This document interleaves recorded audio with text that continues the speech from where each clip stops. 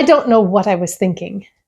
I don't know why I thought it was a good idea to start an 8-week YouTube growth journey series 3 weeks before I started rehearsals for a new fall musical. But here I am. The pace of the past couple of weeks has been brutal, and I really, really want to keep that commitment of 2 videos per week, but I am going to have to make some changes. I have been uploading my monetization video on Monday. In order to do that, I've been filming on Friday, collecting my analytics on Saturday, but then that means I'm editing on Sunday. And Sunday here is church day and family day, and I do not like editing on Sunday. I like to put my videos up in the morning, but the past few weeks I've had to finish editing when I get home from work and then get them up at like 5, 6 o'clock in the evening. I don't feel like that's the best time for me to upload. So I'm going to switch that upload date, and it's now going to happen on Tuesday. This way I can still film on Friday, do my analytics on Saturday and start editing, take Sunday off, and finish the edit and upload on Monday. That way it'll be ready to go bright and early Tuesday morning. Nothing's really going to change from my regular video, but I'm not going to set a definite date for that upload. It is going to go up anywhere between Thursday and Saturday. I think it'll help giving myself permission to have that flexibility. Since it's Friday, I don't yet know what my week analytics are going to wrap up like, but right now they're looking pretty good. I did manage to cross an important milestone. I don't know why it seems like it's such an uphill climb when you get close to a new decade or a new century in your subscriber count, but I'm sure we've all experienced the move ahead 2, lose 1, gain 3, lose 4, that back and forth that happens with YouTube. It's maddening, but it's even worse when you're sitting at like 197 and you're just really wanting to get to 200, but you get there. Sometimes you even get over it and then you drop back down. And it's just kind of demoralizing sometimes. I managed to cross 1,200 subscribers this week and I was just ecstatic. I don't know where I'm going to end up tomorrow. It might be 1197 when I wake up. And if it is, it's okay. But this was a new high for me and it was really exciting. Let's do a super quick review of last week's assignments. If you watched last week's video, you'll know that my focus this week was on filming. And one of the big things I did, you saw actually in last week's video, and that was using 2 cameras so that I could change the camera angle to help with retention. Apparently, if you switch things up every now and then, it catches people's attention and they're more likely to keep watching, especially in these talking head kind of videos. But it was a lot of work to set that up. In fact, I think it took me longer to get the setup right because I was doing it myself. If I had somebody helping me where I could sit in the chair and they could get it all set up, that probably would have been better, but I had to sit down, film a little bit, get up, make an adjustment. Anyway, I think it actually took me longer to set up the whole setup than it did to actually film. So I don't know if that's something I'm actually going to do on a regular basis. We'll see. The other things I said I was going to do was film with the edit in mind, and I have been doing that this week as I've been filming, really concentrating on when I start over, going to some place that it's easy to make a cut, and also being aware of where my body position was, because if I stumble right here and then I move around and I try to come back in, but I'm not in kind of the same place, it's a harsher cut than if I stumble here, hold my position, gather my thoughts, and then start in again, kind of in the same place. Does that make sense? So I've been working on that as well. And in the video that I'm editing right now, I have noticed that it's easier to find a place to make the cut and make it smoother. In the makeup video that I filmed, I also implemented using smaller clips. And I said I was going to do this especially for my makeup videos, because once you move on in a makeup video, it's really hard to go back and redo a step. So I did my intro and then I stopped, gathered my thoughts, figured out what I was going to do, where the B-roll was going to go, all of that, made sure I knew what was going to happen. And then I started the camera and filmed. And then I stopped and I did the same thing for the next step. And while it might have taken a little bit longer to film that way, but actually thinking about it, maybe it didn't, because I didn't have to say it as many times to get the words to come out right. And then the other thing that I did was more prep before filming so that I knew what was happening at each of those stages before I got there. I've had times when I've been filming and I've had to stop, get up, go to my computer, look something up because I didn't have all the information that I needed before I sat down to film. And this time I think I only had to get up once because there was something that I needed that I didn't really know I needed until I got into it. So my goal is to have all of that information done before I sit down to film. So it would appear that being more prepared is actually helpful. Who knew? The last thing on my assignment for this week was to figure out my new gimbal, and I have had zero time to work on that. I did print out the user manual, and I did download the app. So I didn't do nothing, but I didn't get very far. So that one's definitely carrying forward to next week. And now I'm going to let tomorrow Tina take it away to talk about my analytics. And I don't know what she's going to say because it's not tomorrow yet. On Saturday the 13th, I took a screenshot of my YouTube Studio Earn tab, and here you can see that I have 3,415 public watch hours. In a little bit, I'll show you how that compares to last week, but I wanted to point out that this data is as of July 8th. This tab is about 5 days behind your other analytics pages, so even if I were to get 4,000 watch hours tomorrow, it would take about 5 days before I'd actually be able to apply to the YouTube Partner Program. Looking here at the Overview tab for the dates July 7th through the 13th, you can see that I had 1,400 views. I had watch time of 124.4 hours, and I increased 10 subscribers. I noticed something new on my graph down here, and there's this little hat. And so I hovered over it, and it says, "Looking good, your channel's views are up 92% due to more interest in one of your videos." And so I click here on this Tell Me More, and it tells me that over the last week, more viewers have been watching one of your videos from recommendations on their homepage. And then I went down, scrolled down a little bit. My channel's average daily views went from about 120 to about 230. And the video that this is happening with is a foundation review that I did. And what I did about this time was I changed this title. Instead of being, just kind of a generic, I don't remember what I even had it at before, but I changed the title and it started getting more views. So sometimes small changes can make a difference. Moving to the Content tab, it kept my date, so that's good.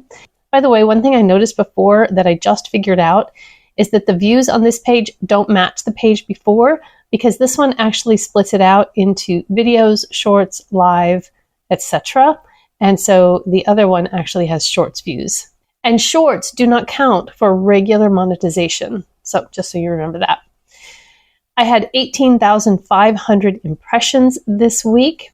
My impression click-through rate was 4%, and my average view duration was 5 minutes and 55 seconds. Obviously, if you're trying to increase your watch time, you're going to really want to have this number as high as you can get it. In order to help with comparisons, I put together a spreadsheet of my analytics from the beginning until today. And you can see this is from that Earn tab. I had 1,207 subscribers on Saturday. That was an increase of 13 from the previous week. And you can say I also increased 13 the week before that, so that's kind of consistent there. My watch hours went from 3,390 to 3,415, which was an increase of 25. Now you can see over here I actually had 124.2 watch hours, but because I've had my channel for over a year, I only received the net watch time of the hours that I had last year at this time versus those that I gained this year. So that makes the tread upstream a little bit harder, but it's still going up, and so I'm happy with that. My analytics for the last 7 days, I had 1,400 views, which was up significantly from the previous week of 840. My watch time hours went from 96.6 to 124.2. My impressions went from 15,500 to 18,500. My CTR from 3% to 4%. Unfortunately, my watch time, my average view duration, went from 7 minutes and 35 seconds to 5:55. But you kind of would expect that when you're getting more impressions because it's going to be put in front of more people who aren't going to stick around to watch the whole thing. So my watch time had been kind of going up, and then it took a hit this week. So hopefully we'll be able to get that going back up in the right direction next week. All right, so hopefully that was really good news, and tomorrow Tina was really excited about our analytics for the week. How are your analytics going? Let me know down in the comments your biggest success this week. And I don't care if that's you got 1 subscriber, that's big. So let me know. I want to celebrate with you. And now I'm going to go into my assignments for this next week. I'm going to be a little less ambitious this week and cut myself some slack. I have rehearsal every Monday, Tuesday, and Thursday evening now until the middle of October when we have our show. So I don't have evenings to do editing and thumbnails and stuff like that. I am also going to apologize right now to all of my creator friends that I love watching all of your videos, because I simply don't have time to keep up with as many as I want to keep up with. I will play you in the background. I will play you while I'm in the car, but I won't be watching it because I'm driving. But I won't be able to comment and interact as much in the coming weeks as I would really like to, because if I'm watching content, I'm not creating content. And right now my focus has to be on creating. So apologies in advance, but I will keep up with you as best I can. This week, my focus is on camera presence. And I don't just want this series to be about me. I've been on YouTube for 3 years, so I've learned a lot about YouTube. And I really want to use that knowledge to help those who are just getting started or who are earlier in their journey than I am. And so one of the things I want to do is to pass along some things that I've learned that were helpful to me. I also want to encourage you that if you're sitting there thinking, gosh, I really want to start a YouTube channel, but I don't know, do it. Just sit down in a bright window, prop your camera up on a table and some books if you don't have a tripod, and just start talking. Talk about what you know. Talk about what you're passionate about. Talk about what you love, and see how it goes. You have something to share simply because your life is different than anyone else's, but by the same token, you have similar lived experiences as other people. And there are people out there who want to hear what you have to say. All right, so camera presence. So first of all, starting off with a few things that I've learned and that I think I already do fairly well. And the first one is framing the shot. Think about your camera divided into a grid of 9 squares. My camera actually has an option to put grid lines on, and I use it. I use it to make sure that it's level. Often when I film my makeup videos, I have a shelf behind me, and I make sure that the grid lines are level with the shelf. But you can also use it to see where you are in the setup. Typically, if you think about your camera being divided into thirds, and there's a third over here, and then there's a third in the middle, and then there's a third over here. And if you see me looking in a different direction, I have a mirror set up over here so that I can see myself because I'm filming with my front camera that has better quality than the selfie camera does. So in general, you want to be in the center of the shot. Now, sometimes you might intentionally put yourself in one of the outer thirds because you're going to be doing some graphics over here or some B-roll or something like that. That's fine. But make sure that it's intentional and you're just not kind of off center and wonky. The other thing is you want to have your eyes be kind of on the top third line. It's just comfortable for people to look at you there. If you're way down here doing something, there's just all of this back up here that's distracting, and then you're just like this little floating head. You don't want that either. When I do my makeup videos and I'm in close like this, I still want to make sure that my eyes are about at the top grid line. Okay, so there's one here and then there'd be a third down here. I want to make sure my eyes are about there because that's where it's comfortable for somebody to look at. It's like we're sitting face to face versus if I were way down here, then it looks like you're looking down at me. And I know sometimes the people like the camera to be high so they can look up and get rid of that double chin and stuff. But if you're looking up too much, it's also uncomfortable to watch. Those are just my opinions and my observations. You may not agree, and that's fine. Frame the shot. Just take the time to take a 10-second clip of you and make sure that you're where you want to be in the framing of it. The other thing that's almost universal when you first start out, and if you go back to my first videos, I did it too, is that you're not looking in the right place. If you're using your selfie camera so that you can see yourself on the screen and you're looking at yourself, Now I can't see myself, but right now I'm looking where I would be looking if I were there. You are not looking the person who's watching you in the eyes. You need to look at the lens of the camera in order to make eye contact with your viewers. It is just kind of off-putting to have somebody talking to you, but looking past you the whole time. So really get into the habit of looking into the lens. What I did that was really helpful for me when I first started to remember to look at the lens and not myself was I put a little Post-it note with a smiley face right above the lens. And I looked at that. I named it. I don't remember what I named it now, but I named it, and I felt like I was talking to a person rather than just the lens of a camera. It then becomes habit over time, and you can get rid of the Post-it note. But that's what helped me. So maybe that'll help you too. The other thing is be aware of your background. Now, I'm not saying you can't have any clutter or you can't have any, real life behind you or that kind of stuff, but you are in control of your background. And if it's there, make sure you want it to be there. I'm currently in my spare bedroom. This is one of my favorite rooms in my house. And so I'm really comfortable here. It's bright, it's airy, it just feels summery and almost beach cottagey, and it's just my jam. So I have been all kinds of places. Even when I'm walking in the park, I try to be aware of what's behind me. If there are people that I don't want to show, or other vehicles, or a dumpster, or just that kind of thing. Sometimes if it's just passing, it's not a big deal. But walking down a street, maybe you don't want people to see street signs.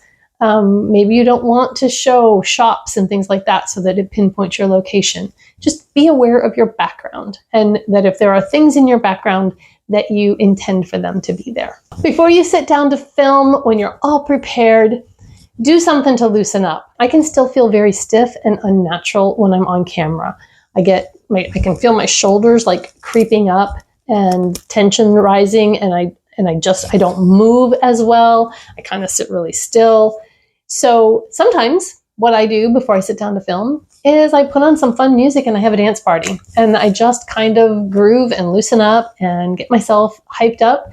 Remember that the camera steals about 10% of your energy. So if you are on camera talking like you would be sitting at a coffee shop talking to a friend right across from you, you are going to seem very depressed energy-wise on camera. And I'm not telling you to be someone you're not, or be more energetic, or be like, woo, really hyped up and that kind of thing. But you do want to have a little bit more emphasis, a little bit more emotion, maybe, when you're talking to a camera than you would just face to face. So just remember that 10% is not a lot, but it's enough to be noticeable. So amp yourself up a little bit. Get in the mood for sitting down, loosen up. Do some stretching maybe. Sometimes I have to stop in the middle of filming and do some shoulder rolls. I'm feeling that tension now. And so, I'll roll my neck out or roll my shoulders. That's probably messing with my mic. So that I can take a couple deep breaths, relax my shoulders, and then come back in feeling more myself and not quite so tense and keyed up. So dance party before filming, I think, is always a good idea. I have a couple of things that I want to get better at on camera. I want to get better at vlog style filming. I want to get better at just kind of off the cuff, extemporaneous speaking, and speaking fluidly and fluently without the ums and the uhs and the stutters. I've kind of gotten into a habit of filming for the edit, which I talked about before, which is helpful for some things, but it's detrimental when you're actually trying to just get a flow and talk. And so I want to practice those things. So I'm going to set up my camera when I'm cooking dinner, and I'm going to set up my camera when I'm folding laundry, and I'm going to set up my camera just when I'm doing things around. I'm going to try set it up in the garage and then come out of the house and get in the car, and then move it and put it in the car and get out of the car and get back in the car. Just things like that, just to see, how do they do that? Sometimes they have a shot where it's in the cupboard and they open the cupboard, or it's in the refrigerator, so I'm just going to play and do things like that. You probably are never going to see those, but someday I'm hoping to do vlog style videos. And I think that playing with it before I do it will be helpful. I'm also going to film in the car. I'm just going to put my phone in a holder and just talk. Kind of free associate, whatever comes to mind, just talk. I may narrate video ideas. I might just talk about things that are bothering me, kind of like a video journal or something like that. But just practicing talking without having to and stop and think for long pauses, that kind of thing. Again, nobody's probably going to ever see those. I may not even go back and rewatch them because I don't know that I've got that kind of time. But it's practice. And if I do happen to say something really profound or come up with a great idea, then I have it and I'm not just like driving, talking to myself, and then it's gone. And then finally, at some point during the next week, I want to watch 3 camera presence videos. So just YouTube search, how to get more confident on camera, and watch 3 new videos. I've watched lots of them before, but I want to watch 3 new videos that I've never watched before. And take notes and share with you what I learned. And of course, the gimbal. I'm going to figure out between now and next week how to connect my camera to the gimbal and do a very basic, very short film clip. To wrap up, I want to show you my new toys. I have been working on my content calendar. However, I've been doing it in pencil because I wanted to be able to be changed and edited, but it's really difficult to see what I've got going on, what videos being uploaded, what videos being scripted, what videos being edited, that kind of thing. So I bought fun pens and highlighters. Now I have new printouts. They're blank. I have July, August, and September because not only am I going to try to schedule July's, I would really like to do July and August and maybe September. But I'm going to have a different color for different stages of production. So it'll be one color when I'm going to script it, another color when I'm going to film it, another color when I plan to edit it, and a different color when I plan to upload it. And then I also got some highlighters because, you know, why not? I thought that might be fun to have as well. So I'm excited next week to show you my pretty new content calendar. If you're just finding me and want to go back to the beginning and watch this series from the beginning, I will put the whole playlist for you right over here. If this video was valuable to you in some way, then please hit that like button. And if you want to stick around and become part of the Beautiful Journey family, then hit the subscribe button and turn your notifications on. It is so exciting to see all of the people who are finding this monetization growth challenge and joining together and supporting each other. And I'm thrilled with all of the new people that I have met. Hello to all of you and good luck on your journey this week. I'll see you next week.